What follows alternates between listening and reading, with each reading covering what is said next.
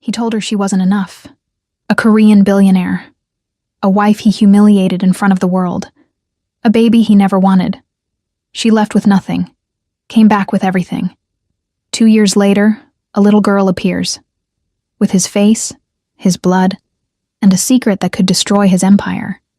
But some truths don't just ruin fortunes. They rewrite destinies. This is not a story about forgiveness. This is a story about power, pride, and the child who became the key to both. Help us reach 1,000 subscribers.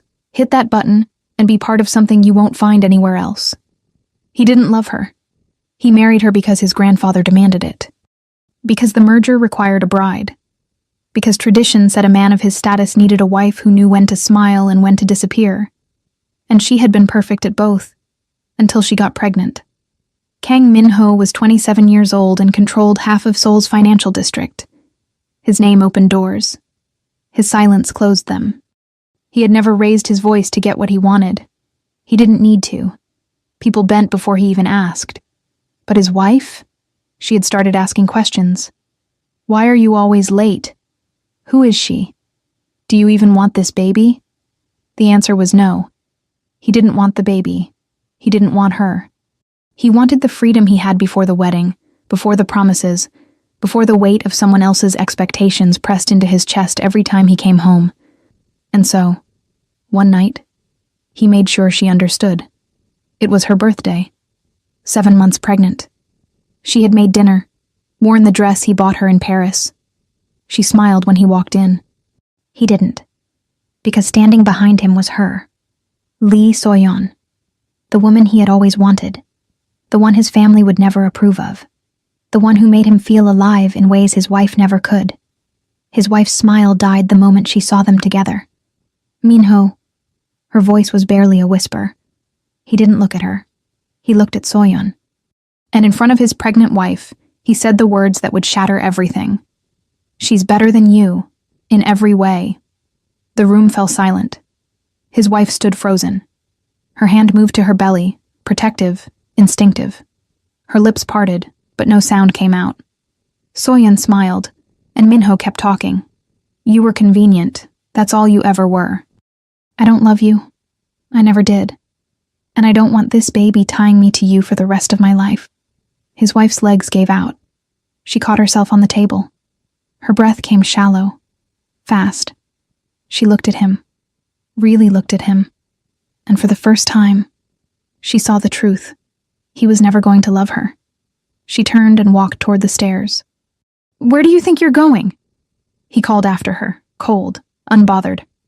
She stopped, turned, and her voice, though broken, was steady. Somewhere you'll never find me. He laughed. Good. Don't come back. She didn't. By morning, she was gone. No note, no phone call. Just an empty closet and a wedding ring left on the nightstand. His mother called him a fool. His grandfather threatened to disown him. But Min-ho didn't care. He had So-yeon. He had his empire. He had everything he wanted. Or so he thought. 2 years passed. Min-ho's life moved forward. He expanded the company, made deals in New York, London, Singapore. So-yeon stayed by his side, beautiful and untouchable. The perfect companion for a man who never wanted complications. He never spoke of his ex-wife. He never thought of the baby, until the day he saw them. It was a private gallery in Manhattan. Exclusive. Invitation only. Min-ho was there for business, a weapons dealer masquerading as an art collector. He was good at these things. Charm, strategy, control. He was mid-conversation when he felt it. A shift in the air. He turned. And there she was. His ex-wife. She looked different, stronger. Her hair was longer, her posture straighter. She wore a black dress that didn't apologize for existing. She wasn't hiding. She wasn't small. She was radiant. And beside her, holding her hand, was a little girl. Maybe 2 years old. Dark curls. Wide brown eyes. Skin the warm shade of her mother's, but features unmistakably familiar. Min-ho's heart stopped. The child looked exactly like him. Same sharp jawline. Same intense gaze. Same small nose. It was like looking into a mirror from 25 years ago. His ex-wife saw him. Their eyes met across the room. She didn't run, didn't flinch. She simply picked up her daughter, whispered something in her ear, and turned to leave.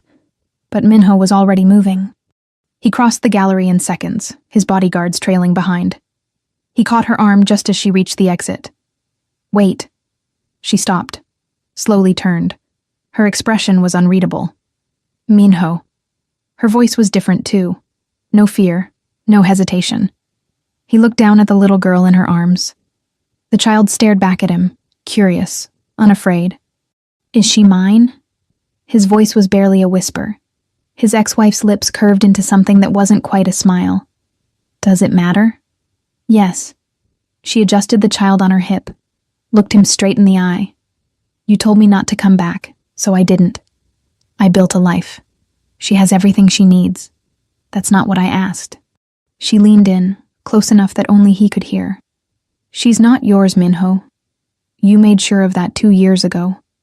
And before he could respond, she walked out, leaving him standing there, staring at a child who looked exactly like him, knowing, deep in his bones, that she was lying. He couldn't stop thinking about her. The child. Those eyes. That face. Minho tried to focus on work. He had a merger to close, a rival faction in Seoul trying to edge into his territory. Soyeon planning their engagement party. But every time he closed his eyes, he saw her. The little girl. His daughter. Because she was his. He knew it. He felt it. And if she was his, then everything he thought he had control over was a lie. He sent someone to follow them. It didn't take long. His ex-wife, Amara, was living in Brooklyn, a modest brownstone. She worked as a consultant for an NGO. Quiet life, no scandal, no drama. But the reports his investigator brought back made his blood run cold. The child's name was Isla Kang. She had his last name, and according to the birth certificate, she was born 8 months after Amara left, which meant she had been pregnant when he threw her out. Minho felt something twist in his chest, something he hadn't felt in years. Guilt. He tried to ignore it. But then the investigator handed him a photo. Isla, smiling, playing in a park. Her little hand wrapped around Amara's finger. She looked happy. She looked loved. And Minho realized, with a clarity that burned, that he had thrown away the only thing that had ever been real in his life. He showed up at Amara's door 3 days later. No warning. No phone call. Just him, standing on her doorstep at 7 in the morning. She opened the door in a robe, hair tied up, coffee mug in hand. When she saw him, her expression didn't change. "Go away, Minho. I need to talk to you." "No, you don't." She tried to close the door. He stopped it with his hand. "She's mine, isn't she?" Amara's jaw tightened. "You don't get to ask that." "I'm asking anyway." For a long moment, they just stared at each other. Then, from somewhere inside the house, a small voice called out, "Mama?" Amara's eyes softened. She turned, calling back gently, "I'm coming, baby." When she looked back at Minho, her voice was ice. "You walked away. You don't get to walk back in. I made a mistake." She laughed, bitter, sharp. "A mistake? You told me I wasn't enough. You brought another woman into our home. You said you didn't want our baby. I was wrong. Too late. Amara, you don't get to hurt us twice." And this time, when she closed the door, he let her. But Minho didn't leave. He stayed in New York, rented a penthouse overlooking Central Park, canceled meetings, ignored Soyeon's calls. He started watching them. Not in person. He wasn't that reckless. But through his people. Reports, photos, videos. He learned Isla's favorite color was yellow, that she loved strawberries, that she called Amara Mama in English and Umma in Korean, that she had his temper, his focus, his quiet intensity, and every piece of information felt like a knife, because he had missed it all. Her first steps, her first words, her first birthday. He had chosen pride over love, and now he was paying for it. 1 week later, Amara received a package. No return address. Just a small box wrapped in black silk. Inside was a diamond bracelet. Expensive, beautiful, and a note. "I want to meet her, please." Amara stared at it for a long time. Then she threw it in the trash. But that night when Isla was asleep, she pulled it back out, read the note again. And for the first time in 2 years, she let herself wonder, what if? Minho didn't give up. He sent flowers, toys, books, all returned. He tried showing up at the park where Amara took Isla. She saw him and left immediately. He sent a lawyer with a custody proposal. She burned it. But then one night, his phone rang. Unknown number. He answered. "Stop." It was Amara. Her voice was tired, worn, but firm. "Stop sending things. Stop following us. Just stop." "I can't. You have to. She's my daughter." There was a long silence. Then quietly, "She doesn't know that." Minho's chest tightened. "What?" "She thinks her father is dead. I told her you died before she was born." It was easier than explaining why you didn't want her. He felt the words like a physical blow. "Amara, you don't get to be angry, Minho. You chose this. I want to fix it. You can't. Let me try." Another silence. Then, "There's something you need to know first." His pulse quickened. "What?" "Not over the phone. Meet me tomorrow." "Alone." "Where?" "The same gallery. 8 p.m. And she hung up. Minho arrived early. The gallery was empty, closed for a private event. He waited in the same spot where he first saw Isla. At exactly 8 p.m., Amara walked in. She wasn't alone. Behind her was a man, tall, African, mid-30s, well-dressed. Minho's jaw clenched. "Who's he?" "A friend," Amara said calmly. "And a witness, because I don't trust you." "Fair." She gestured to a bench. They sat.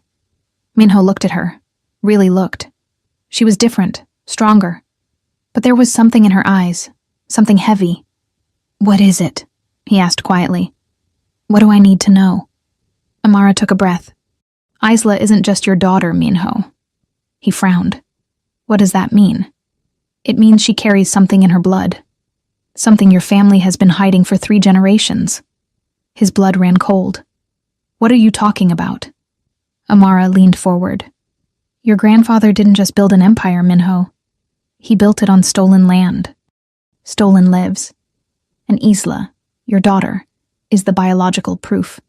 Minho's world tilted. "That's impossible." "Is it?" Amara pulled out a folder, slid it across the table. "DNA results. Historical records. Your grandfather had an affair with a woman from Kenya in the 1960s. She had a son. Your father's half-brother. He was erased from the family tree. But his bloodline didn't disappear." Minho stared at the documents. "And Isla is the direct descendant of the man your family tried to erase." He couldn't breathe. "If this gets out, your empire collapses. Your family's reputation is destroyed, and every rival you've ever made will use it to bury you." Minho looked up at her. "Why are you telling me this?" Amara's eyes softened. "Because she's still your daughter, and she deserves to know the truth. But if you want to be in her life, you're going to have to choose, Minho." "Choose what?"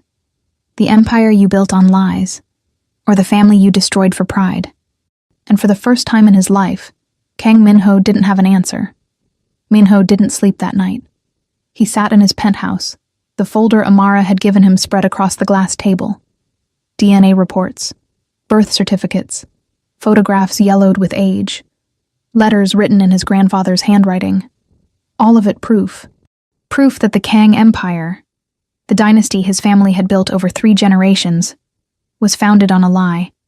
His grandfather, Kang Jiwu, had been a nobody in the 1960s, a low-level businessman with big dreams and no capital.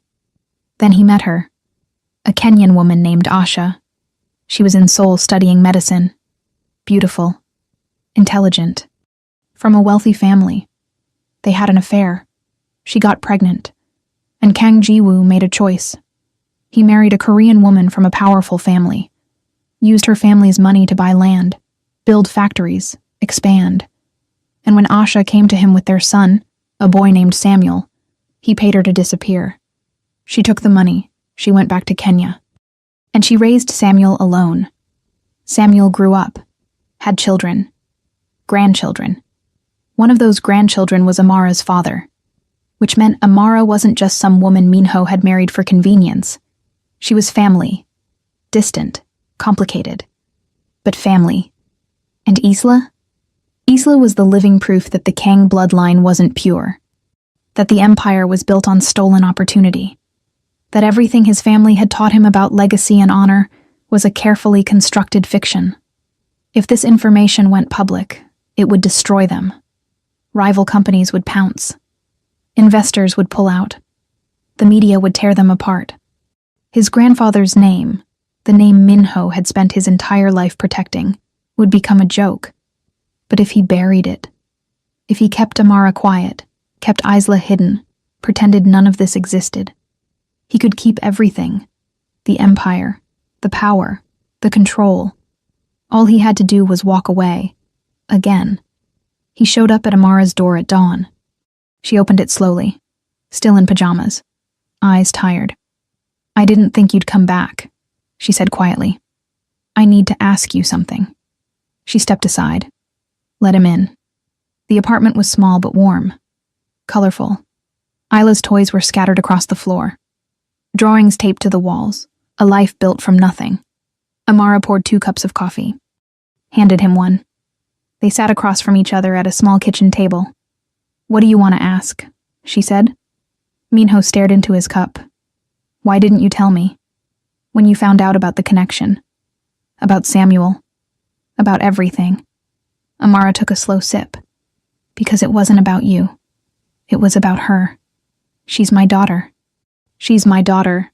You gave up that right 2 years ago." He flinched. She wasn't wrong. "But you're telling me now," he pressed. "Why?" Amara set down her cup, looked him straight in the eye. "Because Isla is going to grow up asking questions about who she is, where she comes from.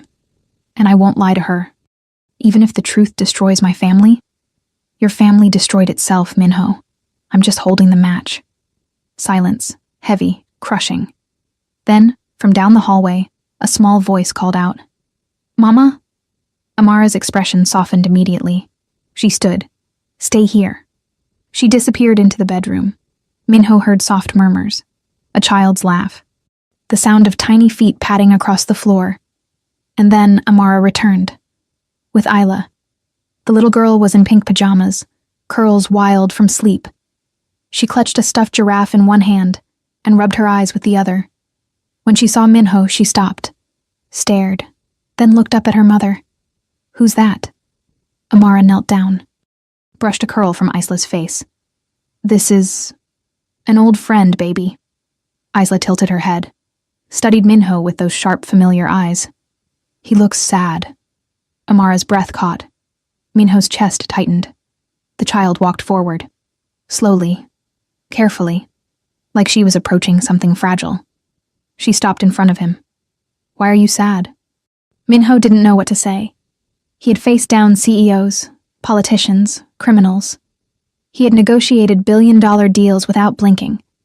But a 2-year-old's question broke him. His voice cracked. "I lost something very important." Isla blinked. "What did you lose?" He looked at Amara. She was watching him, tears in her eyes. He looked back at Isla. "I lost time." The little girl frowned. Then, with the logic only a child could have, she reached out and patted his hand. "It's okay. You can find it again." And something inside Minho shattered. After Isla went back to bed, Amara and Minho sat in silence. Finally he spoke. "I don't want the empire." Yeah, she looked at him, surprised. "What?" "I don't want it. Not if it means losing this. Minho, I spent my whole life protecting a legacy that was built on lies. I married you because I was told to. I pushed you away because I thought I knew what I wanted." He looked at her, really looked. "But I was wrong. About everything." Amara's voice was careful. "What are you saying?" "I'm saying I choose her. I choose you. I choose the truth. You'd give up your empire? Your family name? I'd burn it all down if it meant I got to be her father. Amara's eyes filled with tears. You can't just say that and expect it to fix everything. I know. You hurt me, Minho. You humiliated me. You threw me away like I was nothing. I know. And you think one conversation changes that? No. He leaned forward. But I'm not asking for forgiveness. I'm asking for a chance. She shook her head. I don't know if I can trust you. Then let me prove it. How? He reached into his jacket, pulled out a legal document, slid it across the table. What is this? She asked. A transfer of assets. Half of my shares in the company, in Ila's name. Managed by you until she's 18. Amara stared at him. You're insane. No, I'm finally thinking clearly. Your family will destroy you. Let them try. She picked up the document. Read it. Once. Twice. Then looked at him like she was seeing him for the first time. Why now? Because I looked at my daughter and realized I don't want her to inherit my mistakes. I want her to inherit my redemption. Amara's hands trembled. This doesn't fix what you did. I know. It doesn't make us a family. I know. But it's a start. He nodded. It's a start. Minho's decision didn't go unnoticed. Within 48 hours, his family knew. His mother called him 17 times. His grandfather summoned him to Seoul. Soyeon showed up at his penthouse in tears, demanding to know what was happening. And Minho told them all the same thing. I'm out. He wasn't walking away completely. He'd still sit on the board, still hold advisory power. But the day-to-day control, the ruthless decisions, the empire building at any cost, he was done. His family didn't take it well. His mother accused him of dishonoring their name. His grandfather threatened to disown him. Soyeon called him weak. But Minho didn't care. Because for the first time in his life, he was choosing something that mattered. Amara didn't make it easy. She didn't fall into his arms, didn't forgive him overnight. She let him visit Isla. Supervised. 30 minutes at a time. At first, Isla was shy, quiet. She didn't know what to make of this man who kept showing up with toys and books and a sadness in his eyes. But slowly she warmed up. She showed him her drawings, told him about her favorite cartoons, let him read her bedtime stories. And Minho, the man who had controlled boardrooms and commanded empires, sat on the floor of a tiny Brooklyn apartment and learned what it meant to be small again, to be patient, to earn love instead of demand it. But peace didn't last. 3 weeks after Minho transferred the assets, a lawyer appeared at Amara's door. Not one of Minho's. One of his grandfather's. The man was polite, professional, cold. He handed Amara an envelope. What is this? She asked. A legal notice. Mr. Kang Ji-woo is contesting the asset transfer. He's also filing for custody of the child. Amara's blood ran cold. On what grounds? Unfit living conditions. Unstable parental environment.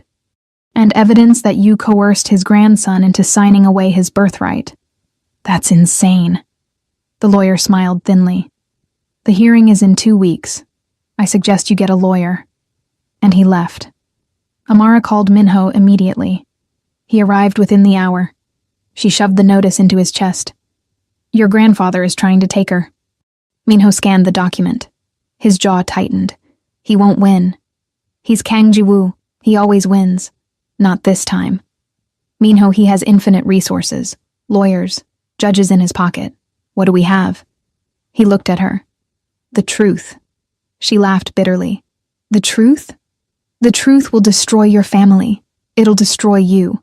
I don't care. You should. Why? Because once you go public with this, there's no going back. Your name, your legacy, everything you've ever known, gone. He stepped closer. Do you think I care about my legacy more than I care about my daughter? 2 months ago you did. 2 months ago I was an idiot. She searched his face. If we do this, Minho, we go to war. With your family, with the media, with everyone. Then we go to war. They hired the best lawyer money could buy, a woman named Rebecca Osei. Ghanaian, brilliant, ruthless, She listened to their story, reviewed the documents, and smiled. This is the case of a lifetime. Can we win? Amara asked. Win? Honey, we're going to make history. The custody hearing became a media circus. Kang Jiwoo's team painted Amara as a gold digger, a manipulator, a woman who seduced Minho, got pregnant, and disappeared only to return when it was convenient. They called character witnesses, showed financial records, implied she was unfit. But Rebecca was ready. She brought in the DNA reports, the historical records, the letters proving Kang Jiwoo had erased Samuel from the family tree. And then she did something no one expected. She put Minho on the stand. Mr. Kang, Rebecca began. Do you love your daughter? Yes. Do you believe Ms. Amara is a good mother? The best. And do you believe your grandfather has Isla's best interests at heart? Minho looked directly at his grandfather. No, I believe he wants to control her. Like he's controlled everything else in his life. The courtroom erupted. Kang Jiwoo's face turned red. But Minho kept talking. My family built an empire on lies, on stolen lives, and I won't let them do the same to my daughter. Rebecca smiled. No further questions. The judge took 3 days to deliberate. When the verdict came, the courtroom was packed. Amara sat beside Minho, hands clasped so tight her knuckles were white. The judge entered. Everyone stood. And then, in a calm, measured voice, the judge spoke. Custody is awarded to Ms. Amara, full and sole. Mr. Kang Minho is granted visitation rights, pending successful completion of a parental fitness program. Mr. Kang Jiwoo's petition is denied. Amara's knees buckled. Minho caught her. And for the first time in 2 years, she let herself cry in his arms. The fallout was immediate. Kang Jiwoo disowned Minho publicly. The announcement came through a press release at 9 a.m. on a Tuesday. Cold, clinical, final. Kang Minho is no longer affiliated with Kang Industries or the Kang family. His actions have brought dishonor to our name and betrayed the legacy built over 3 generations. Effective immediately, all ties are severed. He is no longer recognized as an heir, a board member, or a representative of this family. The company stocks dropped 12% in a single day. Rival corporations circled like sharks, smelling blood in the water. The media had a field day. Headlines screamed across every platform. Billionaire heir chooses love over empire. Kang dynasty crumbles as scandal rocks Seoul. The fall of a prince. Minho Kang's shocking betrayal. And Soyeon? She gave an interview to every major outlet that would listen, tearfully calling Minho a traitor, a fool, a man who threw away everything for some woman and a child that isn't even proven to be his. She cried on camera. Perfect makeup running just enough to look sympathetic but not ugly. The public ate it up. Half of them called Minho noble, a man who chose love over money. The other half called him insane, weak, a disgrace to his family name. But Minho didn't flinch. He didn't release a statement, didn't defend himself, didn't fight back. He just walked away. He sold his remaining shares in Kang Industries, liquidated assets, took what was rightfully his, and nothing more. He bought a house in Brooklyn, small, quiet, 3 bedrooms, a backyard with a swing set, and a vegetable garden that had been neglected by the previous owners, close to Amara and Isla. He started a new company, ethical investing, clean energy, technology for social impact, nothing like the empire he left behind. No weapons deals disguised as art collections. No bribes hidden in offshore accounts. No blood money financing wars in countries most people couldn't find on a map. Just honest work. He hired a small team. People who believed in what they were building. People who didn't care about his last name or his scandal. And slowly, painfully, he rebuilt. Not a dynasty. A life. Amara didn't make it easy. She kept boundaries. Kept distance. Visitation was structured. 30 minutes became an hour. 1 day a week became 2. But she set rules. No gifts that cost more than $20. No showing up unannounced. No making promises he couldn't keep. And Minho followed every single one. He showed up on time. Every time. He brought coloring books instead of designer toys. He asked permission before taking Isla anywhere. And Amara watched. Watched how he sat on the floor with Isla, building towers out of blocks, letting her knock them down and laugh. Watched how he learned to braid her hair. Badly. The first few attempts were disasters. Lopsided, tangled, more knots than braids. Isla would sit patiently, wincing occasionally, but never complaining. "It's okay, Appa," she'd say. "You'll get better." Appa. The first time she called him that, Minho had to leave the room. He stood in Amara's hallway, hand over his mouth, tears streaming down his face. Amara found him there. She didn't say anything, just handed him a tissue. And for a moment, they stood there in silence. Two people who had destroyed each other, and were slowly learning how to rebuild. Isla's 3rd birthday was the turning point. Minho showed up with a cake he'd made himself. He'd spent 6 hours in his kitchen the night before, watching YouTube tutorials, burning the first 2 attempts, nearly giving up. But he didn't. The final product was lopsided. The frosting was uneven. The candles were crooked. But it was chocolate, Isla's favorite, and decorated with little dinosaurs made from fondant that looked more like blobs than prehistoric creatures. Amara stared at it when he walked in. "You made this?" "I tried," Minho said sheepishly. "I know it's not—" "You made it?" Isla interrupted, eyes wide. "Yeah, for you." She threw her arms around his legs. "It's the best cake ever." It wasn't, but it was made with love, and that was enough. They sang happy birthday.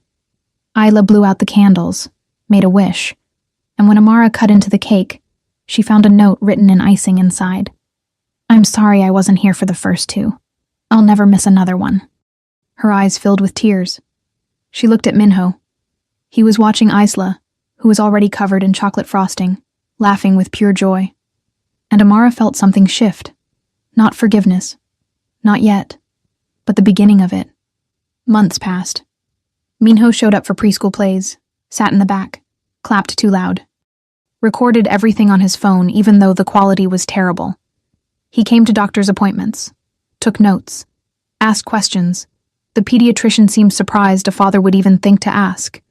He learned Isla's favorite songs, her favorite books, the exact way she liked her sandwiches cut, diagonal, crusts off, strawberry jam, but never grape. He wasn't perfect. He forgot to pack her snack one day. She cried because she was hungry and embarrassed in front of her classmates. He was late to pick her up once because of a client meeting that ran over. She was the last kid waiting, scared he wasn't coming. But he apologized. On his knees, looking her in the eye. "I messed up, and I'm so sorry. It won't happen again."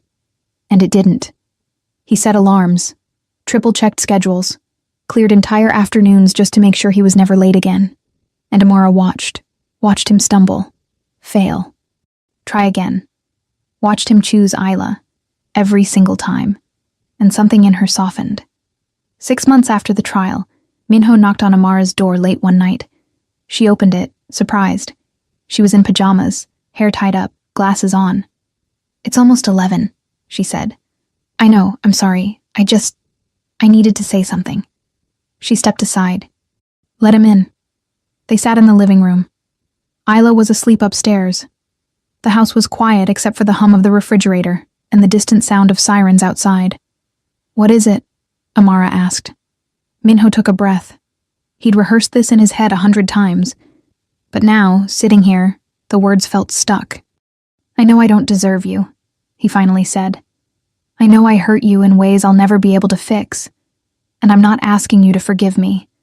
I'm not even asking you to love me." He looked at her. "I'm just asking you to let me keep trying."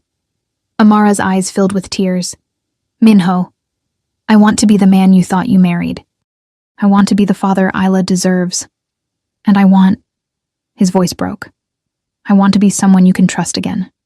She wiped her eyes. "You can't just erase the past." "I know. You can't just fix this with words." "I know. You humiliated me. You broke me. You made me feel like I was nothing." "I know." His voice was barely a whisper. "And I will carry that for the rest of my life." She looked at him, really looked, and saw something she hadn't seen before. Regret. Real, deep, consuming regret. "Then what are you asking for?" she said quietly. He reached out, slowly, carefully, took her hand. "Time. Just give me time." She looked down at their hands. His, hers, intertwined. She should pull away.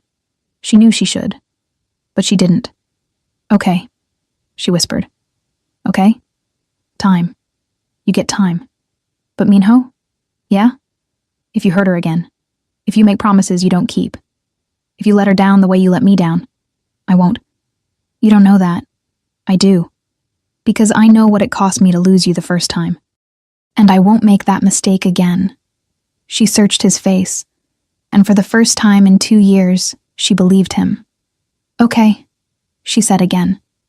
And they sat there, hands still intertwined. Not lovers, not yet, but not enemies anymore either.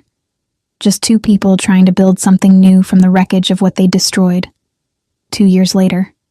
Isla was 5 years old. She was brilliant, fierce, kind. She loved dinosaurs and science and asking a million questions. Why is the sky blue? How do birds know where to go? If I plant a cookie, will a cookie tree grow? Why do people cry when they're happy? Can you love someone even if they hurt you? Minho answered every single one. Even when he didn't know. Especially when he didn't know. Because admitting, "I don't know, but let's find out together," became his favorite phrase. They went to the library together. Read books about the solar system, ocean creatures, how plants grow. And one day, while reading a book about forgiveness, Isla asked, "Appa, did you and Mama ever fight?" Minho looked at Amara, who was sitting across the room, pretending not to listen. "Yeah," he said honestly. "We did."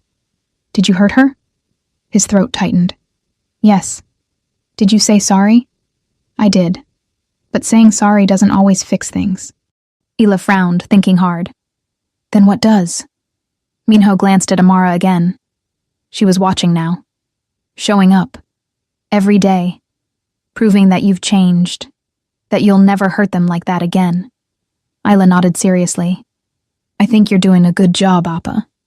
And Minho had to look away before she saw him cry. Amara and Minho weren't married. They weren't even officially together.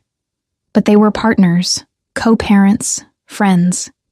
They had dinner together twice a week, took Isla to the park on Saturdays, celebrated holidays as a unit, and sometimes, late at night, when Isla was asleep and the world was quiet, they would sit on the couch and talk about the past, the future, the life they were building. One night, Amara asked, "Do you regret it? Giving up the empire?" Minho looked at her. "Not for a second. Even though you lost everything?" He smiled. "I didn't lose everything. I lost an empire built on lies. But I gained something real." "What?" He looked toward the stairs, where Isla slept. A family. Amara's eyes softened. She had spent so long building walls, protecting herself, protecting Isla, but sitting here in this small living room with this man who had broken her and then spent years putting her back together piece by piece. She realized something. He had changed, not overnight, not with grand gestures or expensive gifts, but in the quiet, unglamorous work of showing up, of being present, of choosing love over pride, of learning to braid hair and bake lopsided cakes and answer impossible questions with patience. And for the first time in 3 years, she let herself believe that maybe, just maybe, they could be something again. She leaned over and kissed him. It was soft, gentle, tentative, but it was real. When she pulled back, Minho was staring at her like he'd just witnessed a miracle. "What was that for?" he whispered. She smiled. "For choosing us." His eyes filled with tears. "Can I?" "Not yet," she said gently, "but maybe, someday." And that was enough. For now, that was enough. 3 years later. Isla was 8 years old. She knew the truth now. About her grandfather. About the empire. About the lies that built the Kang dynasty. Amara and Minho had told her together. Sat her down. Explained it simply. Honestly. "Your great-grandfather did bad things," Minho said. He hurt people. He erased people. And for a long time, I thought that was what power meant.